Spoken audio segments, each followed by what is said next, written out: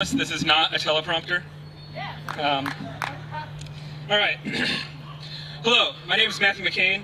I've been a citizen for 22 years and I have a problem. My government is out of control. Closer? Yeah. Like me, you are here today because you are concerned. We are concerned about the government stealing our money. We are concerned about our government that is not listening to us. We are concerned that we may not be able to reverse the damage of this administration. In 1787, the best document ever written by man for his self-governance was adopted by our republic. In 2010, our Congress does not care.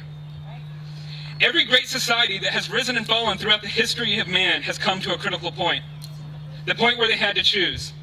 They had to choose whether they would continue down the road of indifference and into the annals of history, or to make a stand for liberty and freedom. I believe we are at that point. And you showing up here today indicates to me that you are willing to stand for liberty and freedom and throw off the chains of tyranny.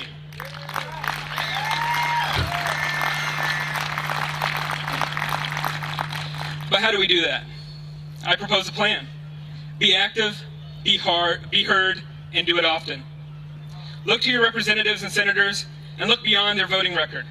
Look to their actions. Look to their leadership. What are they doing? Ask where they were when the GOP had control of the Congress and the White House and did nothing to expand personal liberties or to balance the budget. Ask where they were when the Democrats were throwing away your money by passing stimulus bills and renewing the provisions of the Patriot Act. We live in the age of one party, two names, and no one standing for us. Tom Perriello, I believe, said it best. If we don't tie their hands, they'll continue to steal. And I believe he's being honest. We must hold our politicians accountable. Ask yourself, are you being heard? Well, are you? No! If not, vote for someone new. No more of the same. Vote someone new. Don't look at that D, that R, that L behind their name and say, oh, well, they're part of my party. That's good enough. Look at what they're doing. Not just what they're told, but what they're doing on their own initiative. Are they representing you? Are they showing real leadership? The time of partisan politics is coming to an end. No longer will we settle for the lesser of two evils. Democrat, Republican, Libertarian, we will vote for you if you stand up for what we believe in, not for what your party tells you to do.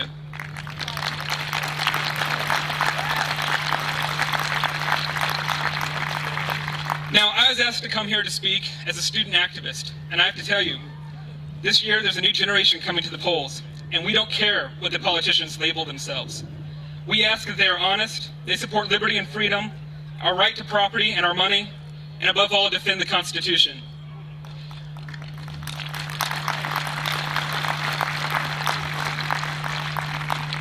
It is young girls like the ones that preceded me on stage that give me hope. There's people in my generation that go to college with me and around the country and are assembling at events like this tonight to stand up for the right thing in our nation that gives me hope. I realize that liberty has not seen its last days. Our country has not seen its brightest days. They're not behind us. We can still save this thing, this great experiment, this last place on earth where liberty still rings. Now, a lot of you are discouraged, but you have to know, coming here and assembling like this, along with people all across America, should give you hope. As long as there are men, we will desire liberty. As long as we are denied it, we'll continue to struggle to secure it. My determination and resolve will not waver, for my America is the last hope for liberty and the rightful self-governance among men. This is something that I cannot and will not allow to be extinguished, and I can see the same holds true for you.